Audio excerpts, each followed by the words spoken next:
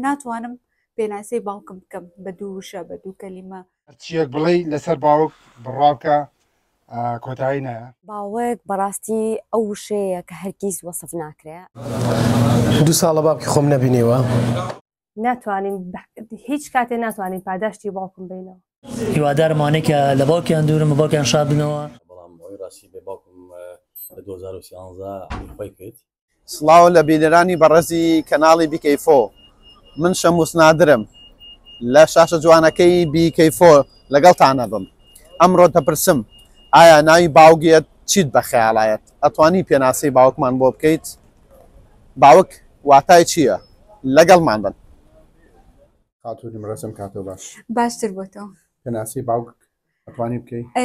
بەڕاستی پێناسی باوک زۆر قورسە، ناتوانین بە ئاسانی پێناسی باوک بکرێ لەبەرەوە باوک پشت و پەنایە، هێزی ئەشنۆیە. بەتایبەت باوکی من باوکێکە کە هەموو کاتێک لەگەڵم بووە، هەموو کات پێوتم کچەکەم بڕۆ لە هیچ شتێ مەترسە من لە پشتم وەکو قەڵایەک. ئەوەندە هێزی داوەتە من دووبارە بوونەوەی نییە، لەبەرەوە من ناتوانم پێناسەی باوکم بکەم بە دوو وشە بە دوو کەلیمە بەڕستەیە بە هیچ شتێ ناتوانم. لێرۆ چیڵێ بە باوکت؟ پێڵم باوکێک گیان زۆرم خۆشەوەی. منیش باوکە گیان زۆرم خۆشەوی. ئوستازی بەڕێزم کاتۆ باش. کاتە باڵوەڕێ. پێناسی باوک لای تۆ چییە؟ باوک هەموو شتێکە بە لە دنیادا کە باوکت نەما پشتت دەشکێت. باوکت نەماوە؟ باوکم ماوە بەڵام زۆر بیری دەکەم و زۆرشم خۆش دەوێت. چاوی ماز دەکەم و دەستەکانی ماز دەکەم. چەندێکە باوک نەبینیوە؟ 2 ساڵە باوکی خۆم نەبینیوە. ئیتر زۆر سوپاس.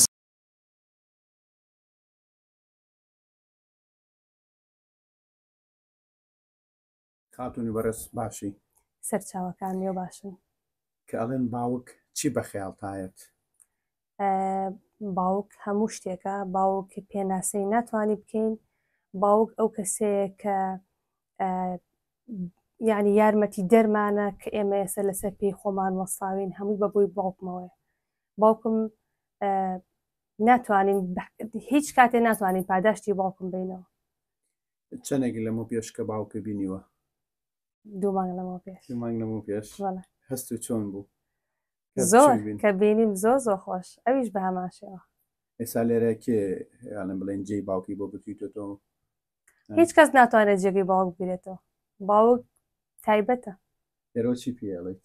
لێرەوە پێڵم خۆشمەوێت هەتا مردن قەرزاری تۆ. چیت هەیە بۆ باوک و تۆ پێناسی باوک لای تۆ چییە؟ وەڵایی مامۆستا باوک شتێک نییە پێناسێ بکرێ. لەبەرەوەی باوک زۆر با بڵێن پیرۆزە، زۆر گەورەیە، زۆر هەرچیەک بڵێ لەسەر باوک بڕاوکە کۆتایی نایە. لەبەرەوەی باوک خەمخۆرە، باوک دڵسۆزە، باوک هەموو شتێکە. هیوادارم ئەوەی کە باوکی لە ژیانایە قەدری بزانێ، ئەوەشی نەماوە بەداخەوە. سوپاس بەخوا من باوکم لە ژیان نەماوە، بەڵام بەڕاستی باوک نازانم پێناسە ناکرێت بە هیچ شتێک. چەندێکە باوکە نەبینی؟ وەڵام ماوە 3 ساڵە. لێرەوە پێڵم دەستی ماچەکەم، هیوای تەمەند درێژی بۆ خوازم. هیوادارم هەرچی زۆر پێش هاتمەوە دەستکانی ماچ. تۆ بۆ لای باوکت؟ وەڵایی ئەوە قسمەت و نسیب. باش. ئەسڵامە بۆ جەناب بدەیت. زۆر سپاس. خۆش. ئەم کاتە باش. ئەم کاتێ خۆ باش، زۆر سپاس. چەندێکە لە وڵاتی بەریتانیای؟ بۆ مای 5 ساڵە. بۆ مای 5 ساڵە باوکت نەبینیوە؟ نا ئینشاڵڵا ساڵی تازە ڕۆمە سەردانیانەکە. سەردانی باوک دەکەیت؟ بەڵێ. پێناسی باوک لای تۆ چییە؟ باوک بەڕاستی ئەو وشەیە کە هەرگیز وەسف ناکرێ و بە تایبەتی زۆر باوکی خۆم خۆش ئەوێت لەبەرەوەی وەک تۆم بڵێ بۆ من فریشتەیە، بۆ من کاریزمایە و هەمیشە ئامۆژگاری باشی کردوم، پاڵ پشتی کردوم، بڕبڕی پشتما، هەرگیز ناتوانم قەرز و چاکەی باوکم بمەوە. لێرە چیڵێ بە باوکت؟ پێڵێم باوکە گیان زۆرم خۆش ئەوەی ئینشاڵڵا ساڵی تازە بە دیدارتان شادە بمەوە. کاکەمەتم کاتۆ باش. هەموو کاتێکی باش کاکە شەیمۆس.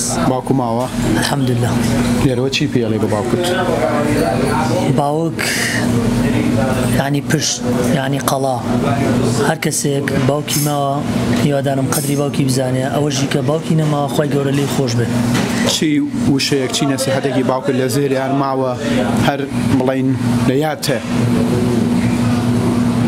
تەنها خۆشەویستی و هەست و خۆشەویستی بۆ ئەولادەکەی تا نەشبی بە باوک نازانی باوکاتی الحەمدوللا سپاس بۆ خۆی گەورە خۆی گەورە کاری هەموو مسلمانان ئاسان باوک و دووری وا بۆ 7 ساڵەچێ 2007 تا ئیسا بەڵێ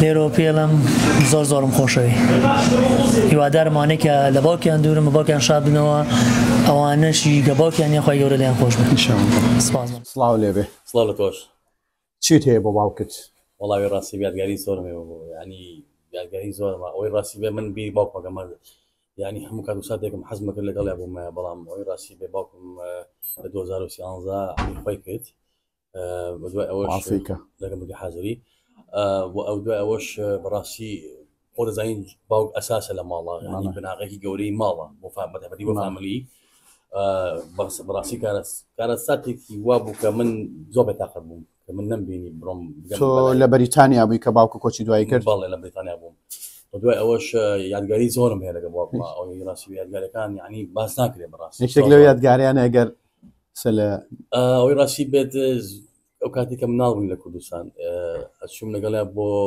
معرزەکانی سلێمانی وەختی خۆی کۆن بڵین ساڵی نەوەتەکان لەگەڵ یا ڕۆشم بە سیارەی وەرە با فێری سارە پێنە فرۆشتەکەمەمانە ئیتر منیشەوەی ڕاستی بێت زۆر حەزم لێ بوو لەگەڵ یا بڕم ئێوانە بۆ لەگەڵیا دوای ئەوەشی بردنی بۆ محلەوی پاقلاوەکەی حاجی جەلالە بوون دراسێمان بۆمانە ئیتر ڕۆشم لەگەڵیا بۆ هەموو شوێنە بەڕاستی یعنی یادگاری زۆرە بەڕاستی باس ناکرێت یادگاری دوجار کێچی تۆ کوردستان والله ئەوەی ڕاستی بێت من 2007 لە کوردستان چوویتە سەر جەنازەی گۆڕەکەی بڵێن ئەو کاتە تۆزێ کێشەمە بوو نەمەتوانێت سەفەری کوردستانکەم بەڵام حەزمەکە ببینیان لەگەڵ یا بوو مێمانە بەڵامی ترە و قەدەر و قسمەتی دنیا نەمتوانی ببینم و بیبینم ینی بڵێن لە شیانەکە بڕۆمە بۆ لای ئەمانای ترە و ئەمری خۆیکردن بینی وافیکە ئینشاءالله باوکە تا هەبووی نەمزانی وەکو ئێستا قەدرت بگرم ئێستا تۆ مردووی من ماوم بەس من ڕۆژی 100 جار ئەمرم وامەزانی تۆ ئەمێنی و منیش هەروە مناڵە بم نەم ئەزانی کە تۆ بڕۆی من وەک پیری چەند ساڵە بم BK4 ستایلی نوێ بەرنامەی جوان خزمەتی باش دەنگ و ڕەنگی کوردانی تاراوگە